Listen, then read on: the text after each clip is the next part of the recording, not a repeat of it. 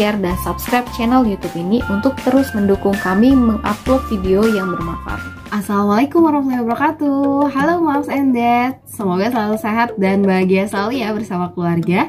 Nah, di video kita yang sebelumnya kita sudah membahas tentang 1000 hari pertama kehidupan yang dimulai dari masa kehamilan. Dan di video sebelumnya juga kita udah bahas nih tentang drama-drama dan masalah gizi apa pada ibu hamil umumnya terjadi. Nah, di video kali ini kita akan membahas seputar masalah gizi ibu hamil dan bagaimana pemenuhan gizi ibu hamil selama masa kehamilan 9 bulan. Hal ini guna mendukung gerakan 1000 hari pertama kehidupan yang sudah kita pernah bahas sebelumnya. Yuk kita bahas lebih lanjut.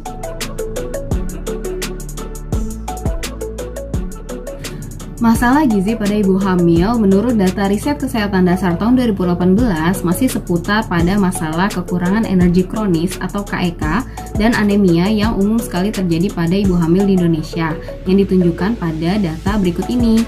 Proporsi kekurangan energi kronis pada wanita usia subur menurut data Riskesdas tahun 2018 itu dibagi menjadi dua tipe data. Ada untuk wanita usia subur yang tidak hamil dan wanita hamil, di mana prevalensinya untuk wanita hamil yang mengalami kekurangan energi kronis itu sebesar 17,3%.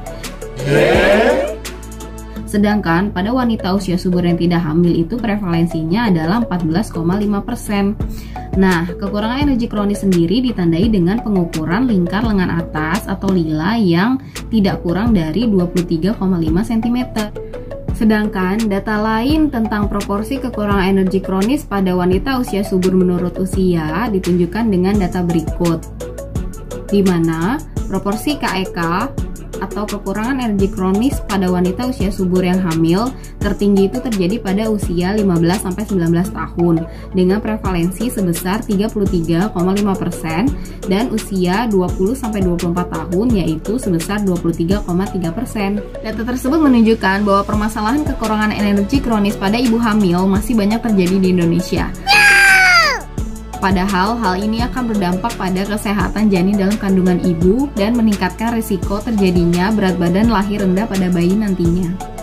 Permasalahan gizi ibu hamil lainnya yang banyak terjadi di Indonesia selain kekurangan energi kronis adalah anemia pada ibu hamil yang ditunjukkan pada grafik berikut ini. Data Riskesdas tahun 2018 pada grafik berikut menunjukkan prevalensi anemia pada ibu hamil sebesar 48,9% yang meningkat angkanya dari tahun sebelumnya yaitu 2013 sebesar 37,1%. Dan prevalensi tertinggi menurut usia ialah anemia pada golongan usia ibu hamil 15-24 tahun sebesar 84,6%.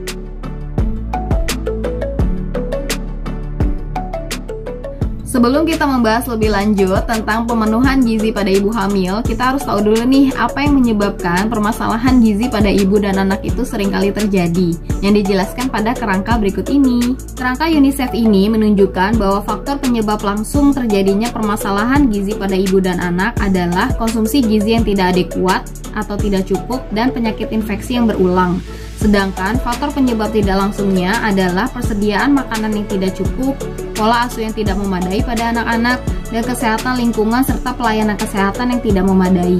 Semua faktor tersebut dipengaruhi oleh kurangnya pemberdayaan wanita, keluarga, dan sumber daya manusia sebagai masalah utama. Sedangkan masalah dasar dari permasalahan gizi ini adalah krisis ekonomi, politik, dan sosial di suatu negara. Lalu, bagaimana ibu hamil mencukupi kebutuhan gizinya? Berikut saya tampilkan tabel angka kecukupan gizi menurut Peraturan Menteri Kesehatan Republik Indonesia Nomor 28 Tahun 2019. Tabel tersebut menunjukkan adanya penambahan energi sekitar 180 kilokalori pada ibu hamil trimester 1 dan 300 kilokalori pada ibu hamil trimester 2 dan 3. Ditambahkan dari kebutuhan energi total menurut usia yang sudah ditampilkan dalam tabel tersebut. Di sini saya tampilkan juga adanya penambahan kalori untuk ibu menyusui ya mams, yang ternyata penambahannya jauh lebih besar daripada ibu hamil. Detailnya akan kita bahas di video terkait kebutuhan gizi ibu menyusui ya.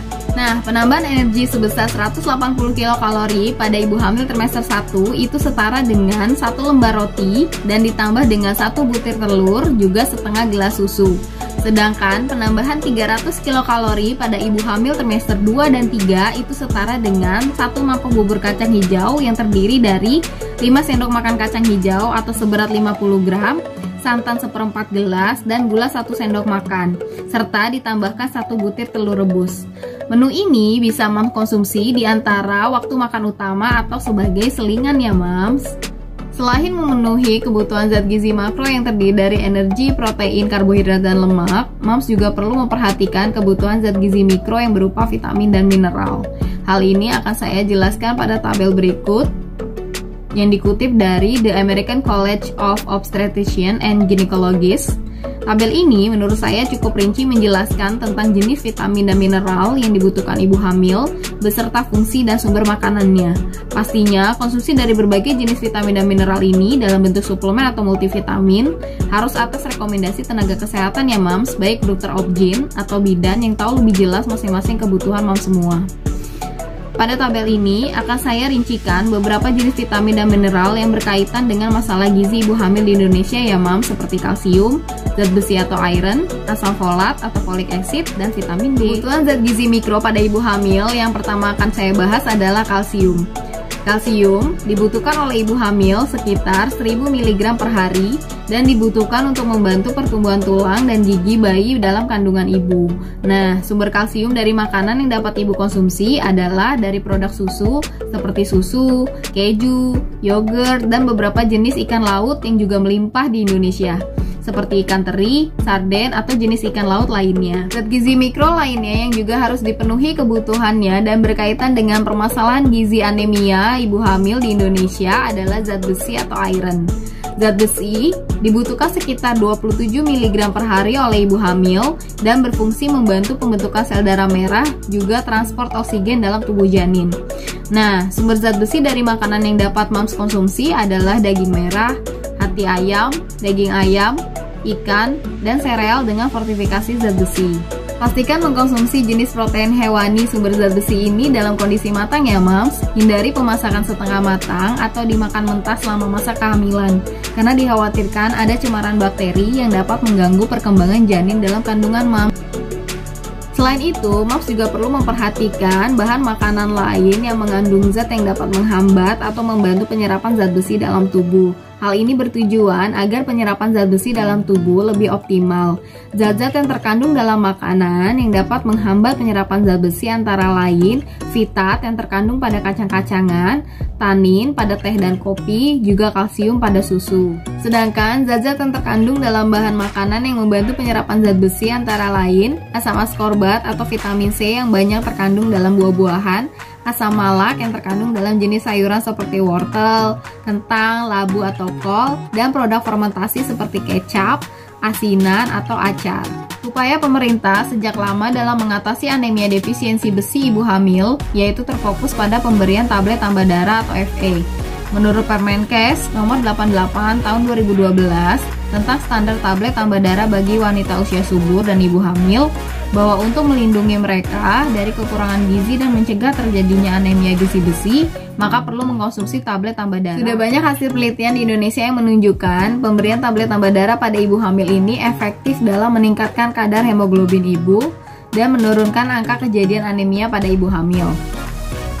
Seperti penelitian Lydia, Fanny et al. Pada tahun 2011 di Puskesmas Tamamaung, Makassar, dan penelitian Fadina tahun 2017 di salah satu puskesmas di Kota Padang yang memperlihatkan bahwa pemberian tablet besi sesuai dengan standar pelayanan dan diiringi pola makan yang baik akan memberikan pengaruh terhadap kadar hemoglobin ibu hamil, yaitu berkurangnya jumlah ibu hamil yang mengalami anemia. Kebutuhan ibu hamil akan zat besi atau Fe terus meningkat terutama pada trimester 2 dan 3. Hal ini disebabkan karena terjadinya peningkatan kadar volume darah dan plasma.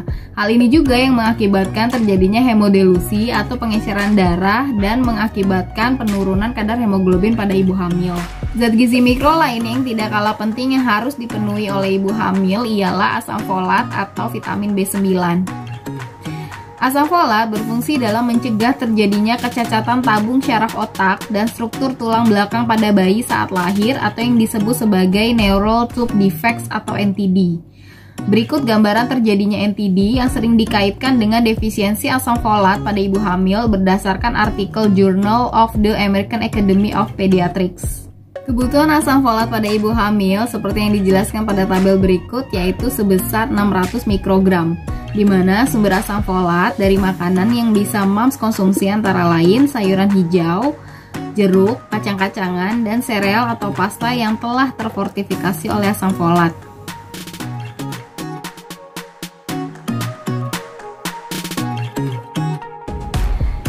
Kecukupan asam folat sangat penting untuk dicapai, bahkan WHO menganjurkan untuk rutin mengkonsumsi suplemen asam folat sebelum masa kehamilan atau sedang mempersiapkan kehamilan untuk mencegah terjadinya NTD. Rekomendasi WHO tentang asam folat dijelaskan pada gambar berikut, yaitu dikonsumsi 1 kali sehari yang dimulai sejak 2 bulan sebelum merencanakan kehamilan dan dilanjutkan dengan 12 minggu saat hamil atau atas anjuran tenaga kesehatan. Rekomendasi ini tidak diperuntukkan bagi ibu hamil dengan kondisi khusus, misal ibu hamil yang memiliki riwayat bayi lahir dengan NTD sebelumnya, atau ibu hamil dengan diabetes, atau ibu hamil yang sedang dalam perawatan antikonvulsan atau anti kejang.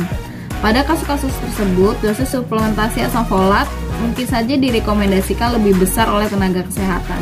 Zat gizi mikro lain yang tidak kalah penting dari zat gizi lainnya yang terakhir akan kita bahas adalah vitamin D. Vitamin D yang tidak tercukupi dengan baik meningkatkan resiko terjadinya preeklamsia, diabetes gestasional, persalinan prematur, hambatan pertumbuhan janin, abortus spontan, serta berat bayi lahir rendah. Kekurangan vitamin D pada ibu hamil dikaitkan dengan gaya hidup di dalam ruangan dan kurangnya bergerak di luar ruangan sehingga paparan sinar matahari itu didapatkan lebih sedikit. Kemungkinan lain dari penyebab kekurangan vitamin D pada ibu hamil yang sudah dibahas di banyak jurnal penelitian adalah kurangnya konsumsi makanan kaya akan vitamin D. Sedangkan penelitian double blind yang dilakukan oleh Hollis tahun 2011 menyatakan bahwa ibu hamil sebaiknya mengkonsumsi suplemen vitamin D dimulai dari usia kehamilan 12 minggu dengan dosis 400, 2000, dan 4000 IU setiap harinya. Vitamin D selain diperoleh dari suplemen juga dapat diperoleh dari makanan seperti kuning telur, minyak ikan, hati, dan mentega, serta juga dapat diperoleh dari sinar matahari. Lalu apa dampak dari seorang ibu ketika dia mengalami defisiensi vitamin D? Penelitian Kalesi tahun 2015 menyebutkan kekurangan vitamin D pada ibu hamil dapat meningkatkan risiko BBLR atau berat badan lahir rendah pada bayi. Modifikasi makanan ibu dalam pemenuhan gizinya dan untuk meningkatkan kadar vitamin D bermanfaat dalam meningkatkan berat lahir pada bayi. Oke moms, itu tadi penjelasan tentang pemenuhan gizi ibu selama masa kehamilan.